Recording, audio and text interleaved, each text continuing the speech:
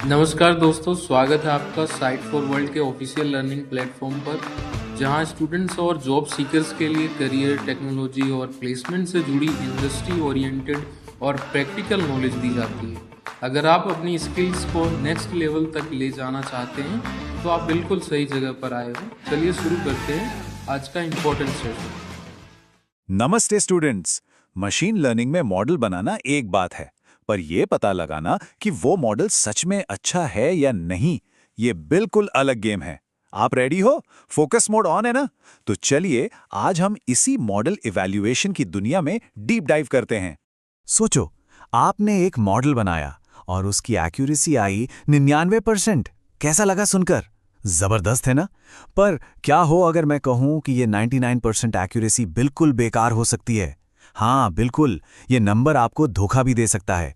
Ready हो इस puzzle को सॉल्व करने के लिए? इस 99% वाले पजल को समझने के लिए हमें मिलना होगा मशीन लर्निंग के सबसे बड़े विलन से। इसका नाम है ओवरफिटिंग। ये एक ऐसा जाल है, एक ऐसा ट्रैप जिसमें ज्यादातर नए मॉडल्स फंस जाते हैं। ध्यान से सुनना, यह बहुत इंपॉर्टेंट कॉन्सेप्ट है।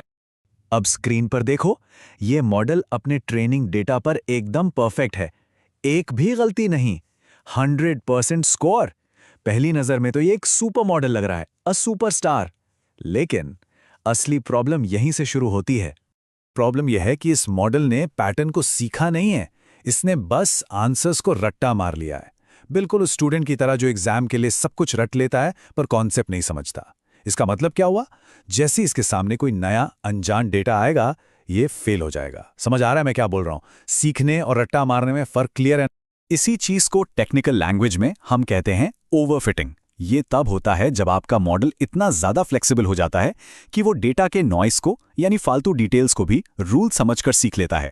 और इसका रिजल्ट, नए डेटा पर रियल वर्ल्ड में इसकी परफॉर्मेंस बहुत खराब हो जाती है। तो अब सबसे बड़ा सवाल, इस ओवरफिटिंग के जाल से बचें कैसे? इसके लिए हमें मॉडल का एक ऑनेस्ट स्कोर, एक ईमानदार स्कोर निकालना होगा। चलो देखते हैं कि ये ईमानदार स्कोर कैसे मिलता है। इसका गोल्डन रूल नंबर 1, इसको हमेशा याद रखना।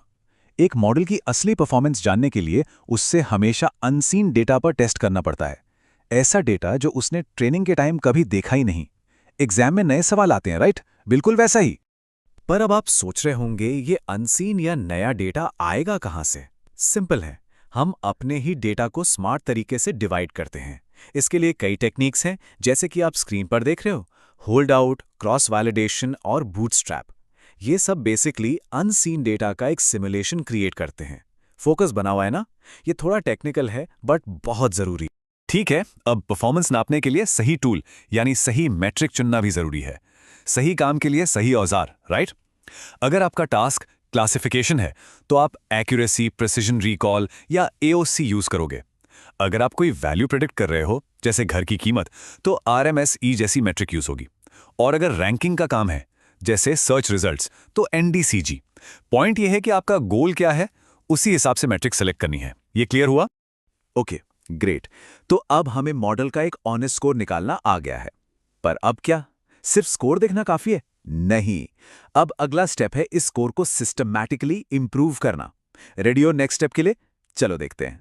यहां पर एंट्री होती है हाइपर पैरामीटर्स की। ये क्या है? सोचो आपके मॉडल में कुछ नॉब्स या सेटिंग्स हैं, जैसे म्यूजिक सिस्टम में बेस और ट्रेबल के होते हैं। इन्हें आप ट्रेनिंग से पहले सेट करते हो और इन्हीं को ट्यून करके आप अपने मॉडल का बेस्ट वर्जन निकालते हो। अब मैं आपको ओवरफिटिंग से लड़ने के लिए एक सुपर वेपन के बारे में बताता हूं। इसका नाम है रेगुलराइजेशन। ध्यान से सुनना, ये इंटरव्यू में जरूर पूछा जाता है। सिर्फ देख रहे हो या समझ भी रहे हो? फोकस। रेगुलराइजेशन के दो मेन टाइप्स हैं, L1 जिसे लासो भी कहते हैं और L2 यानी रिज। L1 एक स्ट्रिक्ट टीचर जैसा है, जो फीचर जरूरी नहीं उसे वो सीधा 0 कर देता है क्लास से बाहर। इससे मॉडल सिंपल हो जाता है। वहीं L2 थोड़ा अलग है, वो किसी फीचर को 0 नहीं करता, बस सबकी इंपॉर्टेंस थोड़ी थोड़ी कम कर देता है। तो मॉडल को सिंपल बनाना है और फीचर्स सेलेक्ट करने हैं, L1। सारे फीचर्स को थोड़ी इंपॉर्टेंस देनी है, L2। इसको नोट किया? ये बहुत इंपॉर्टेंट है। ओके, अब तक हमने जो भी किया वो सब लैब के अंदर था, मतलब ऑफलाइन इवैल्यूएशन। लेकिन मॉडल तो आखिरकार रियल यूजर्स के लिए बन रहा है ना? तो अब टाइम है मॉडल को असली दुनिया में टेस्ट करने का। Testing in the wild. और रियल वर्ल्ड टेस्टिंग का किंग है A/B टेस्टिंग। इंडस्ट्री में सबसे ज्यादा यूज होता है। कॉन्सेप्ट सिंपल है, आधे यूजर्स को पुराना मॉडल A दिखाओ और आधे को नया मॉडल P, फिर देखो कौन जीता।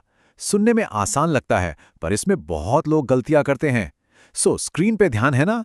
सबसे कॉमन गलती, पेशेंस ना होना। लोग जल्दी से रिजल्ट्स चेक कर लेते हैं। नो, पूरा डेटा कलेक्ट होने का वेट करना पड़ता है। एक और गलती, एक साथ 10-12 मॉडल्स टेस्ट करना। इससे फॉल्स पॉजिटिव का चांस बढ़ जाता है। मतलब आपको लगेगा कि मॉडल जीत गया, पर वो बस एक इत्तेफाक था। ये छोटी छोटी गलतियां आपके पूरे टेस्ट को बेकार कर सकती हैं।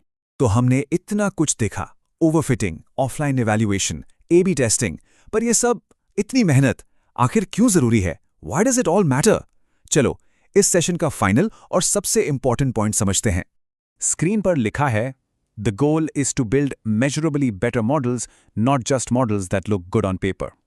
इसका मतलब है कि हमारा मकसद सिर्फ एक ऐसी रिपोर्ट बनाना नहीं है जिसमें लिखा हो 99% एक्यूरेसी।